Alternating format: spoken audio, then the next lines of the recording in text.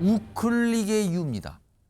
요즘에 민주당에서 나오는 목소리 그리고 이재명 대표가 하는 목소리 보면 예전에는 못 듣던 목소리를 요즘에 자꾸 합니다. 이런 목소리를 많이 하고 계세요, 지금요. 자, 이런 가운데 오늘 민주당 내에서 무슨 노벨상 얘기가 나왔다고 하죠. 갑자기 근데 그 노벨상에 대해서요. 일단 이 사진 좀 보겠습니다. 여기 보면 이게 민주당의 한 의원이 메모를 한 거예요, 지금. 여기 보시면 위에 글씨 쓴 거 보시죠? 트럼프 노벨 평화상 추천서 그리고 뭐 노르웨이 이렇게 써 있죠? 민주당 박선원 의원이 트럼프 미국 대통령 노벨 평화상 후보로 추천한다. 이런 게 공개가 됐대요. 이게 갑자기요, 지금요? 한반도 평화를 좀 잘 지키자는 취지다.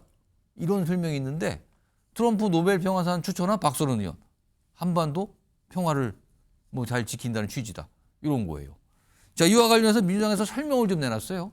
들어보겠습니다. 박선원 의원이 트럼프 대통령 또 트럼프 행정부와 문재인 정부 시절에 접촉을 하면서 같이 북미 간의 대화라든지 이런 것들을 이제 좀 했던 경험이 있지 않습니까? 그런 경험을 토대로 해서 아마 박선원 의원이 그 노벨상 추천을 한 모양입니다. 그러니까 노벨상 추천을 할 수 있는 건 자유예요. 근데 민주당 박선원 의원이 최근에 여러 가지 이슈와 관련해서 목소리를 많이 내신 분인데 저런 메모도 했는데 실제 추천을 했다는 거예요, 지금요? 이게 최근에 민주당에서 일본과 관련해서 굉장히 호의적인 발언들이 자꾸 일본 나오고 있죠. 그래서 약간 우클릭하고 있다. 그런데 트럼프 대통령에 대해서 노벨 평화상 추천을 했다? 일단 이거 김유정 전 의원님 이거 어떻게 봐야 되는 겁니까? 이게? 그래서 저도 지금 방금 들은 뉴스여서 지금 방금 속보처럼 들어왔어요. 그렇죠. 지금 그래서 이 내용이. 예, 영상도 들었고요. 그러니까요. 박선원 의원의 어떤 개인 차원인 건지 당에서 어느 정도 공감대 형성이 된 건지 근데 모르겠습니다. 지금 이 민주당 대변인이 또 설명도 해요. 그런 취지입니다. 뭐 박선원이 그렇게 했습니다라고. 네. 뭐 그렇다면 사실 트럼프 대통령 2기 트럼프 체제가 출범하면서 이 노벨 평화상에 대한 본인의 어떤 꿈이 있다는 이야기는 간간히 들려왔었어요. 네. 그래서 이제 이스라엘 하마스 전쟁 종전하고 러시아 우크라이나 전쟁도 곧 종식시킨 다음에 그다음에 북한과의 대화도 열려 있다고 얘기하고 예. 그러면서 핵 보유국으로서 그러니까 핵보유국이죠. 핵보유국으로서 인정하면서 뭐 뉴클리어 파워라는 네. 표현을 썼어요. 이제 그러면서 북한과의 관계에도 어느 정도 조금 뭔가 물꼬를 터서 얘기할 수 있는 이제 그러면서 노벨 평화상을 꿈꾼다 이런 얘기를 했었는데 예. 좀 뜻밖의 소식인 것 같긴 하고요. 박선원 의원이 이제 이렇게 추천함으로써 예. 그러면 우리가 특히 핵 문제 관련해 가지고는 실제로 이 남한이 또 소외되는 거 아니냐. 통미봉남 아니냐. 핵 문제 논의를 할 때는 네, 그런 얘기들 많이 나왔었는데 그래서 뭔가 대한민국이 역할을 할 수 있는 그런 대화의 어떤 하나의 주제가 될 수 있잖아요. 예. 그래서 트럼프가 김정은과의 어떤 관계 속에서 우리만 소외되는 지금 그렇지 않아도 대한민국의 리더십 부재 상황 속에서 여러 가지 지금 문제들이 노정이 되어 있는데 예. 이제 그런 것까지를 염두에 두고 박선원 의원이 또 국정원 출신이시잖아요. 예. 그러니까 뭔가 보관을 가지고 있는 게 아닌가 저는 그런 생각이 드네요. 지금 이게 글쎄요. 어떤 이렇게 맥락이 있는 건지 모르겠습니다. 최근에 이재명 대표의 발언을 들어보시면요. 정책적인 부분에서도 굉장히 우클릭을 하고 있다. 예를 들어서 뭐 52시간제 이런 거에서 굉장히 긍정적인 얘기를 하고 있거든요. 이런 상황에서 최근에 일본에 대해서 굉장히 호의적인 반응을 나타내고 있거든요. 그런데 이게 지난해나 그 전에 과거에는 이재명 대표가 일본을 언급한 발언이 그러지 않았거든요. 일단 과거 발언 들어보겠습니다. 과거사를 부정하고 전쟁 범죄를 부인하는 일본이 세계 평화를 한반도 평화를 과연 보장할 수 있겠습니까? 연합훈련을 핑계로 자위대의 군합발이 다시 한반도를 더럽히는 일이 발생할 수 있습니다. 일본 핵 오염수 방류는 제2의 태평양 전쟁으로 기록될 것 같습니다. 과거 제국주의 침략 전쟁으로 주변국의 생존권을 위협했던 일본이 핵 오염수 방류로 대한민국과의 태평양 연안국들의 또다시 돌이킬 수 없는 재앙을 가져오려고 합니다. 들어보셨죠? 그동안 일본에 대해서 굉장히 비판적 입장이고요. 굉장히 부정적으로 봤거든요. 못 믿는 존재다. 약간 이런 식이었거든요. 그런데 최근에 달라집니다. 화면 좀 보겠습니다. 이렇게 바뀌죠? 앞선 얘기가 다시 한번 위에 있습니다. 일본은 적성국이다. 이게 과거 발언이에요. 군사 대국화할 경우 한반도 첫 공격 대상 될 수 있다. 자위대 군합발이 한반도를 더럽힐 수도 있다. 이런 얘기까지 꺼내서. 그런데 최근에 보면 최근에 어떤 인터뷰, 언론 인터뷰 보면 이래요. 한일 관계는 적대적인 게 아닙니다. 일본 국방력 강화는 위협이 안 됩니다. 완전히 달라졌는데요. 그리고 이런 얘기도 합니다. 개인적으로 일본의 애정이 매우 깊습니다. 윤주진 전 의원, 어떻게 된 겁니까, 이게? 뭐 아주 조급증에 쫓기다 못해 이제 태세 전환을 하는 것이죠. 왜냐하면 이렇게 조기 대선이 빨리 있을 수도 있다. 가능성이 그렇게 높지 않았는데요. 만약에 탄핵이 인용될 경우에는 조기 대선이 불가피할 것이고, 그다음에 이재명 대표는 이제 대선 주자로서, 대통령 후보자로서, 국가의 지도자로서 평가를 받아야 됩니다. 트럼프 행정부가 출범을 했는데 사실 트럼프 대통령은 상당히 중국에 올인을 하는 대통령입니다. 예. 중국 때리기. 중국 견제죠. 때리기 그렇습니다. 견제. 예. 중국 때리기에 있어서 가장 중요한 파트너가 어디냐? 일본입니다. 그리고 일본을 미일 동맹과 한미 동맹이 바로 이 동북아시아에서 중국을 견제하는 가장 중요한 안보의 축인데 예. 이렇게 일본을 노골적으로 적대화하고 과거의 반일 정서를 부채질하는 그런 지도자가 과연 한미일 공조를 이끌어갈 수 있느냐? 트럼프 대통령과 대화나 되겠느냐? 예. 일본 총리를 만날 수나 있겠느냐? 이런 이제 그 역량, 외교적 역량이 도마 위에 오르게 되면 국민들 상당수가 역시 이재명 대표는 좀 불안하다. 이런 평가를 할 수 있죠. 이러한 것들을 의식해서 상당히 중도로 이렇게 회귀하는 듯한 그런 모습을 보이는 것이고 또 주 52시간 같은 경우도 최근에 예. 중국이 딥시크라고 하는 AI를 예. 선보이면서 엄청난 파장을 일으키지 않습니까? 이런 가운데 우리나라의 이 반도체나 AI 기업들의 경쟁력은 점차 좀 쇠퇴해가고 있는 그런 상황에서 야당의 발목 잡기 때문에 이런 기술 개발이 어려워지고 R&D가 어려워진다. 이런 비판을 또 받을 수가 있거든요. 그래서 예. 이재명 대표가 아마도 조기 대선을 염두에 두고 중도층의 표심을 잡기 위해서 조급히, 아주 조급하게, 성급하게 이런 식의 좀 뭔가 정책적인 선회를 하는 것이다. 저는 매우 정략적인 그런 선택으로 보입니다. 그러니까 52시간제에 대한 약간의 생각이 달라진 거, 약간 방향을 트는 거, 그리고 일본을 바라보는 시각도 방향을 틀고 있는 거. 앞서서 트럼프 대통령에 대한 노벨 평화상 추천도 이런 맥락일까요? 아니면 이거는 그냥 민주당 의원의 개인적인 판단인지 모르겠습니다. 오늘 나왔어요. 같이 주목을 받고 있는 거죠. 그래서 이런 가운데 여당 내에서는 특히 일본에 대한 어떤 태도가 좀 달라진 거, 뭐 입장이 달라진 거에 대해서 이렇게 좀 지적을 하네요. 들어보시죠. 최근 이재명 대표의 친미, 친일 발언은 오늘의 이재명이 어제의 이재명에게 손가락질하는 자기 부정이나 다름없습니다.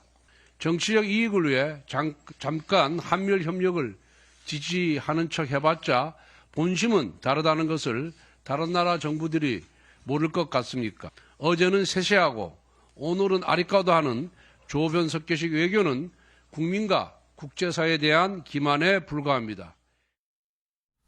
김희정 전 의원님, 이재명 대표 특히 일본과 관련해서 확실히 태도 변화가 좀 느껴집니까? 말하는 게 좀 달라진 것 같긴 한데. 뉘앙스의 차이가 좀 느껴지긴 하는데요. 권성동 원내대표는 권영세 위원장이 극우 유튜버들에게 설 선물 보냈을 때 굉장히 감싸면서 대한 언론이라고까지 얘기하지 않았습니까?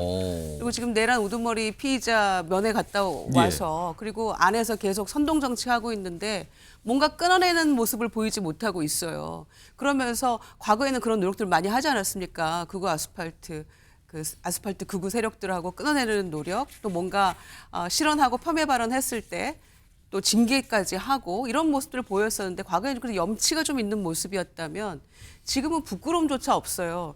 지금 집권당이 이럴 때가 아니지 않습니까? 1호 당원의 이 잘못된 것 때문에 나라의 방향이 흔들리고 있고 얼마나 국격이 추락했습니까?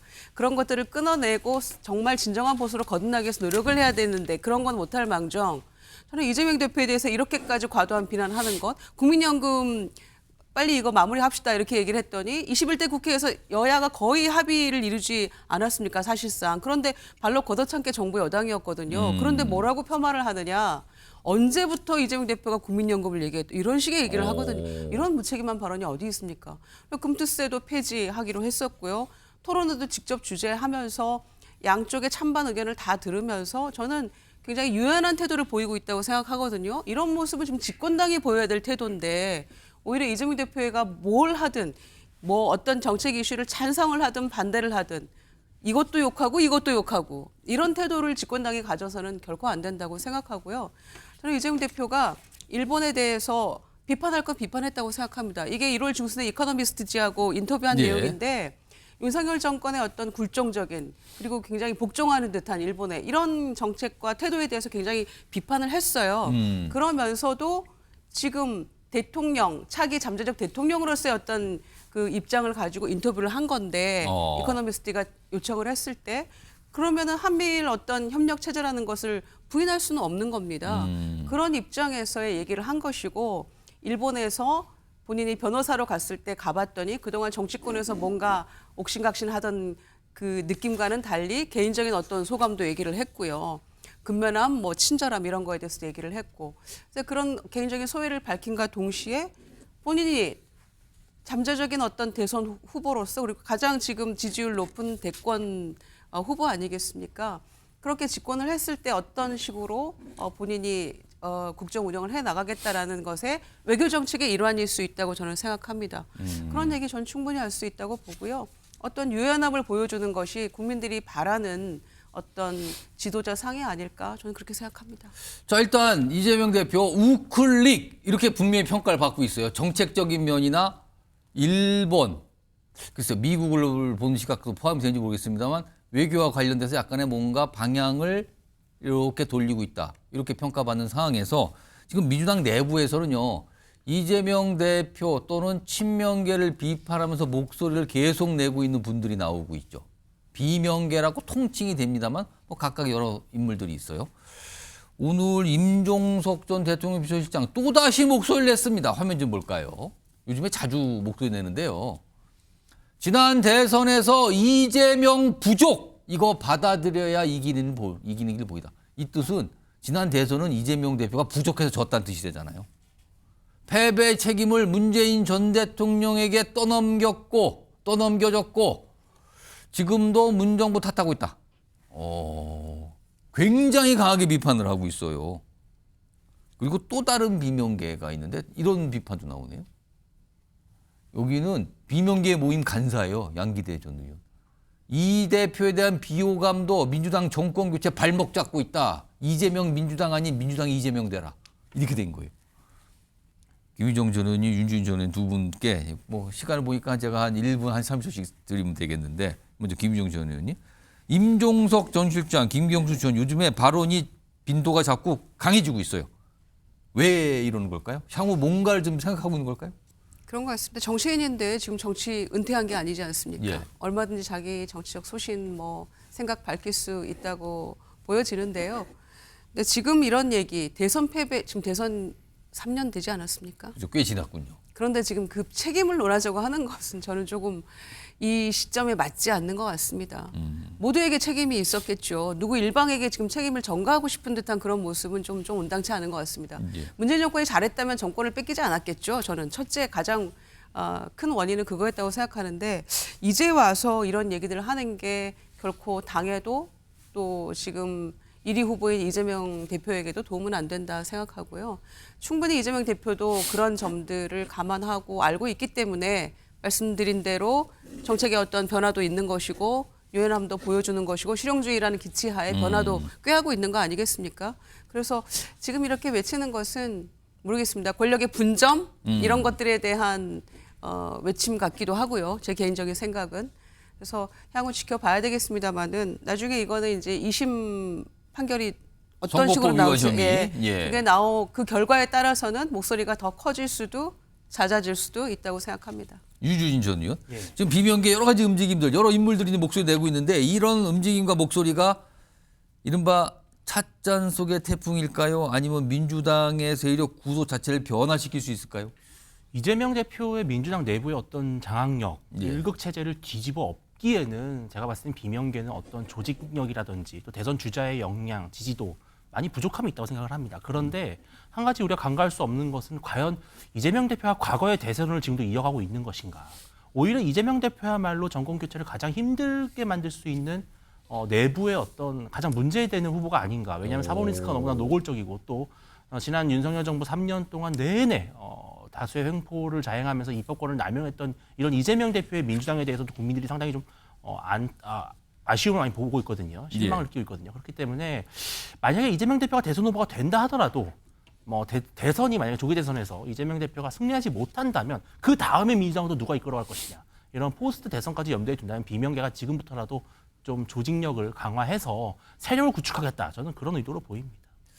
자, 이런 움직임에 대해서 지금 보면 자막으로 나오고 있죠. 이재명 대표는 내부 다툼 격화, 이거 누가 가장 좋아하겠나, 싸우면 안 됩니다. 여기 보면은 우리 당이 다양한 풀나무가 자라는 건강한 숲이면 좋겠습니다. 비유를 했네요. 그리고 이렇게 싸우면 누가 좋아합니까 지금? 이런 얘기까지. 포용을 한다는 뜻일까요? 아니면 어떤 뜻일까요? 이렇게 반응도 좀 나와 있습니다.